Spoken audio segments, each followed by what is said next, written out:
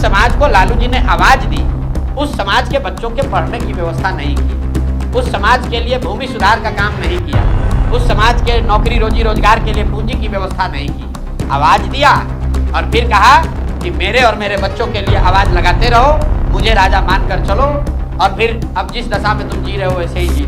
जनसुराज के सूत्रधार प्रशांत किशोर ने अपने सारण में बिहार बदलाव यात्रा के दौरान लालू प्रसाद यादव और उनके परिवार पर जमकर कुठाराघात किया है।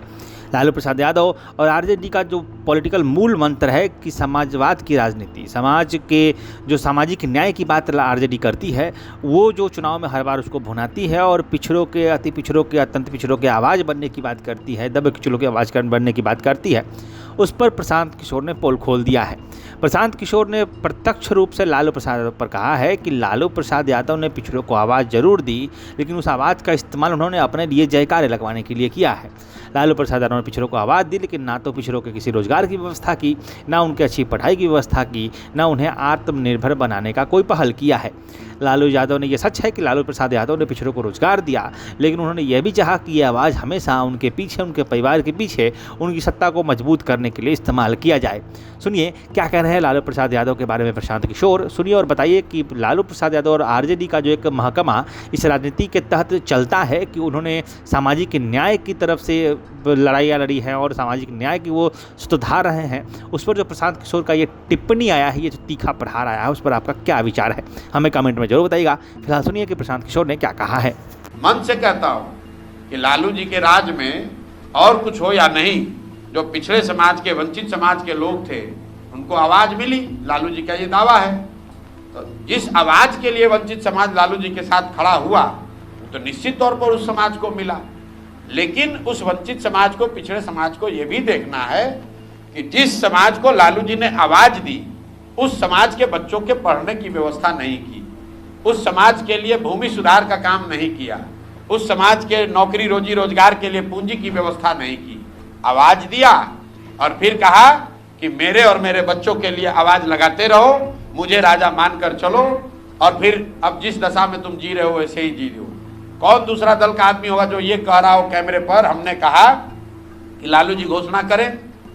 अगर वो कहते हैं कि उनको यादवों की बहुत चिंता है, तो जनसुराज ने कहा है कि बिहार में किसी काबिल यादव को आप लीडर घोषित कीजिए।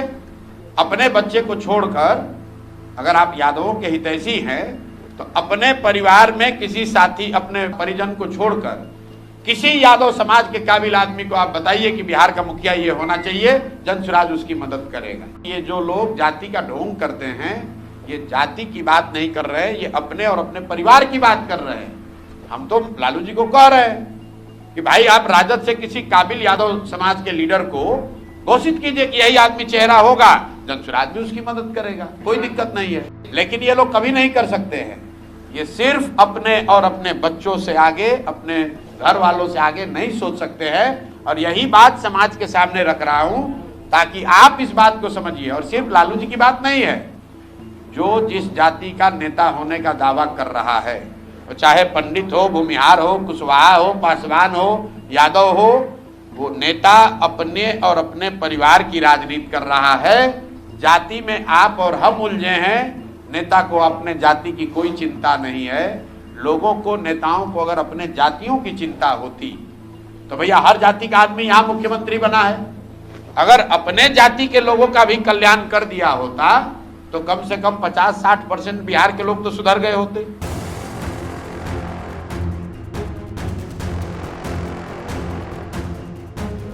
आपके शहर में नए युवा ला रहे हैं नया बदलाव। भवन निर्माण में एसएस कंस्ट्रक्शन, खन्ना एंटरप्राइजेस के offers and distribution, ideal public school की एजुकेशन, जगदम्बा रेस्टोरेंट का taste and decoration, life care medical का कस्टमर अट्रैक्शन, निशा मोबाइल के फोन कलेक्शंस, राजू जी के आम्रपाली मसाले की रेसिपी, डॉक्टर फारिदा परवीन की फिजियोथेरेपी। ये है शहर में अपने फील्ड के दिग्गज। आप भी बताइए आप हैं किस फील्ड के दिग्गज, ताकि हम बता सकें अपने दर्शकों को।